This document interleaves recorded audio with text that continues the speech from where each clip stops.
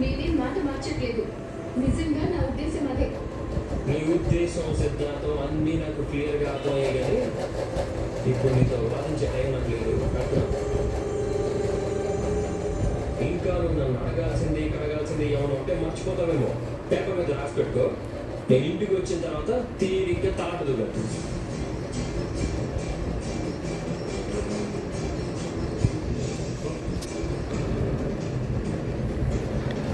బాబాయ్ బాబాయ్ ఏంది ఫోన్లు చూసుకుంటా, ఏంది వీడియోలు నింపుకుంటా ఉంటావు మమ్మీ? బాస్కెట్ బాల్ ఆడదామా? ఓ మమ్మీ ఇంకా చెప్పండి, డాన్స్ చేయించి అంటాను. ఆడదాం, ఇప్పుడు లేకుండా కట్టు. ఆడుకో.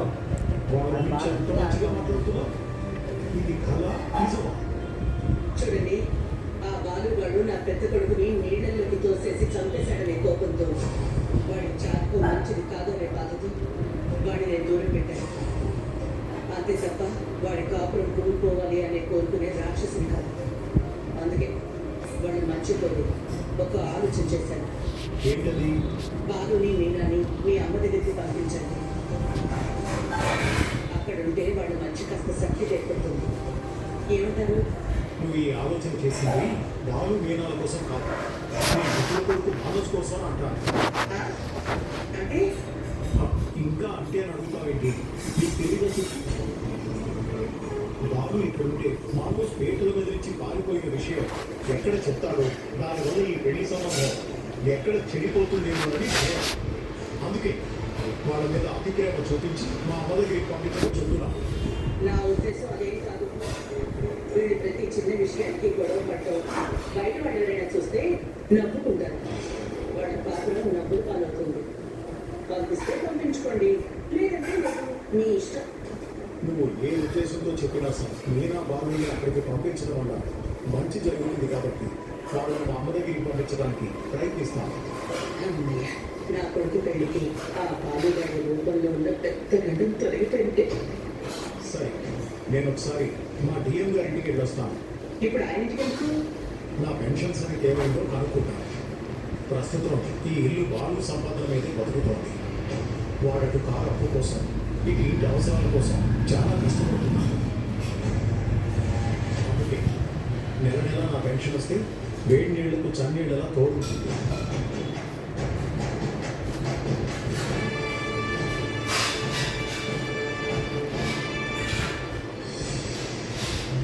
చెప్పింది చేయబోయే చాలు. ఎప్పుడు ఏం చేయాలో నాకు బాగా తెలుసు. అది కాదు సార్, ఆ సత్యం ఫోన్ చేశాడు, అందుకే. ఆ సత్యం ఫోన్ చేస్తే గవర్నమెంట్ ఆఫీసులో పనులు అంత ఈజీగా అయిపోతాయా? నేను అదే చెప్పాను సార్. సత్యం డైరెక్ట్గా మిమ్మల్ని కలిసి మాట్లాడతాను అన్నాడు సార్. అలాగా, సరే రాని, నేను చూసుకుంటాను. Okay sir. నీకు గుడ్ న్యూస్. సమయం వచ్చినప్పుడు ఆ సత్యం చేత క్షమాపణ చెప్పేసి కదా గుర్తుందా? ఎలా మర్చిపోతాను? మర్చిపోయేంత చిన్న అవమానం అది. ఆ టైం వచ్చింది. సత్యంకు రావాల్సిన పెన్షన్ని ఇరిగేషన్ పెట్టి ఆపించేశారు. మిడిల్ క్లాస్ బ్రతుకులు కదా, ఎలా బ్రతుకుతారు? ఇప్పుడు మా కాళ్ళు పట్టుకుని క్షమాపణ చెప్పడం తప్ప వేరే దారి లేదు వాడికి. ఆ సత్యం చెప్తే నాకు కోపం ఎలా తీరుతుందండి? వాడు కొడుకు ఆ పొగరబోతు రౌడీ వాడు వచ్చి మన ఇద్దరి కాళ్ళ మీద పడి క్షమాపణ కోరుకోవాలి. అది అది నాకు కావాల్సింది. ఇలా సత్యం మన ఇంటికి వస్తున్నాడు. వాడి చేత ఖచ్చితంగా మనం అనుకూలం చేయించాలి. అయ్యారు కాఫీ తీసుకుంటామా?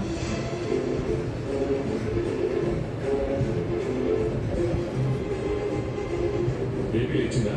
ఇంకా లేవలేదు అయ్యారు. అదేంటి, నేను ఇందాకే లేకమని చెప్పాను కదా.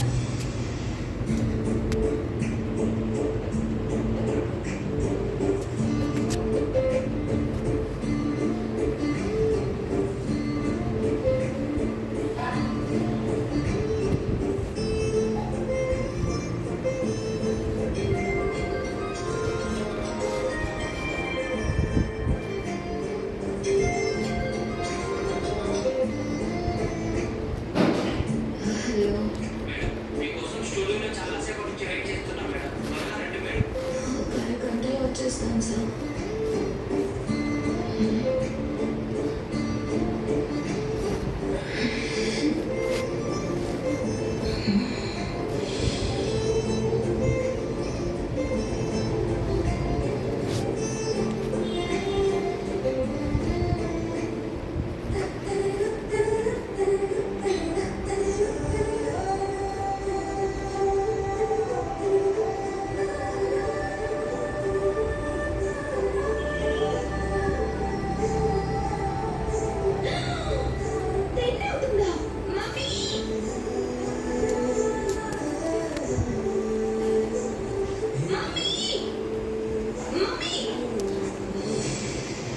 నీకు గుర్తుందా? ఇప్పుడు చూడు, బేబీ ఇల్లు దిగి పందిరేస్తుంది. ఆ, ఆ, వస్తున్నా శృతి. వెళ్ళు.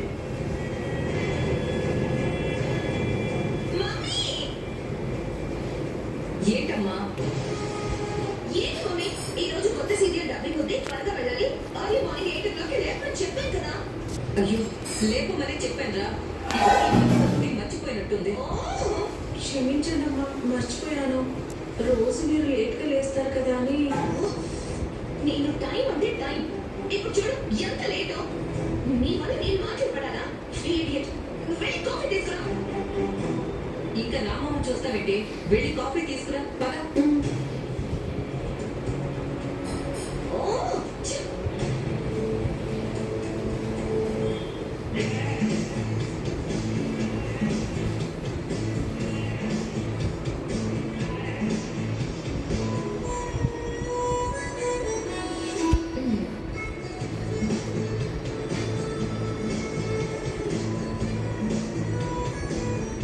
కీస్ ఎక్కడ పెట్టానమ్మా?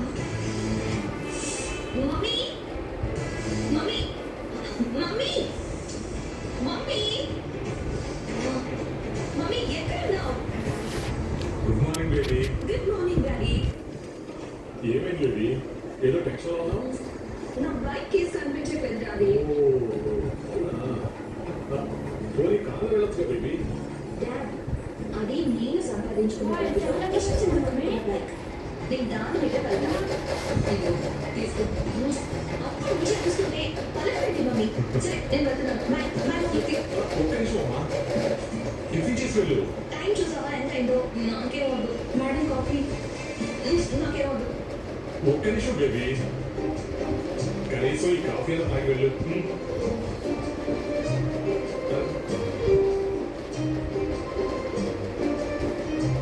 ఏంటమ్మా ఇది? నువ్వు ఇంత టెన్షన్ పడుతూ ఈ పని చేయాలా? నా సంపాదన అంతా నీకే కదా. అయినా ఇంజనీరింగ్ చేసి ఈ డబ్బింగ్ చెప్పే పని ఏంటి? నువ్వు సరే అను. అమెరికాలో నా ఫ్రెండ్స్ చాలా మంది ఉన్నారు కదా, మంచి ఎంఎన్సీ కంపెనీలో జాబ్ ఇప్పిస్తాను. డాడ్, ఇది జాబ్ కాదు, ఆర్ట్.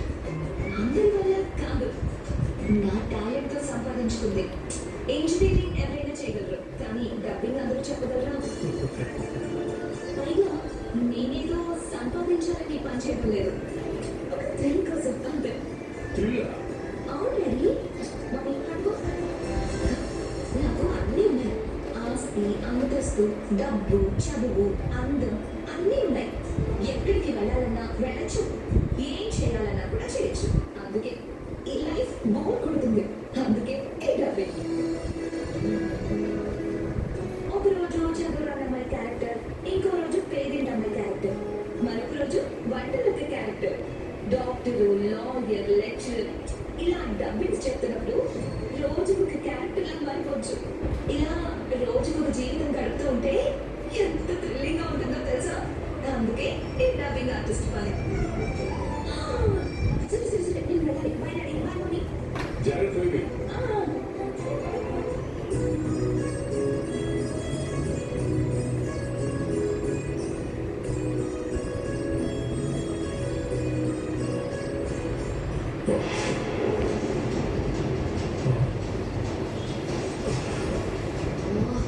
ఈ సీన్ లో డైలాగ్సే లేదు.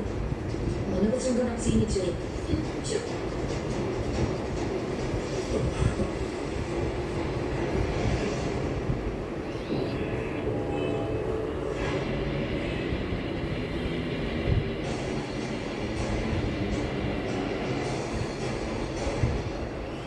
నమస్తే సార్. ఏంటి సార్ ఎలా వచ్చావు? సార్, మీతో ఒక చిన్న పని వచ్చాను. ఆఫీస్ విషయాలు మాట్లాడటానికి ఇంటికి వచ్చావా? దానికైతే నువ్వు బయలుదేరవచ్చు. నేను ఇంట్లో ఆఫీస్ విషయాలు మాట్లాడతాను. సార్, 2-3 సార్లు మిమ్మల్ని కలవడానికి ఆఫీస్కి వచ్చాను, కానీ కుదరలేదు. ఆ తర్వాత మీరు లీవ్లో ఉన్నారు. అయితే నేరుగా ఇంటికి వచ్చేస్తావా? ఇంతకీ దేని గురించి? అదే సార్, నా పెన్షన్ ఇంకా గ్రాంట్ అవ్వలేదు. రిటైర్ అయ్యి చాలా రోజులైంది. ఆఫీస్లో అడిగితే ఎవరు ఏమీ చెప్పడం లేదు. అసలు ఎందుకు లేట్ అవుతుందో కనుక్కుందామని సార్. నీ సర్వీస్ ఫైల్లో లిటికేషన్స్ ఉన్నాయి సత్యం. అందుకే నీ పెన్షన్ ఫైలు ముందుకు కలవట్లేదు.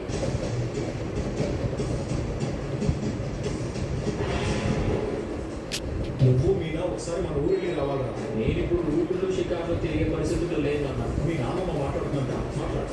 హలో షీరాడాలి, నాకు నిన్ను నా మనవరాల్ని చూడాలని ఉందిరా. ఆవిడ గారిని ఇప్పుడే బస్ ఎక్కి పంపించేస్తాను. కాళ్ళు రారా చూసుకో. నాకు మిమ్మల్ని చూడాలనిపించినప్పుడు మీరు రాకపోతే మీరు వచ్చే టైంకి మిమ్మల్ని చూడడానికి నేనుండనురా. సరే వస్తాను.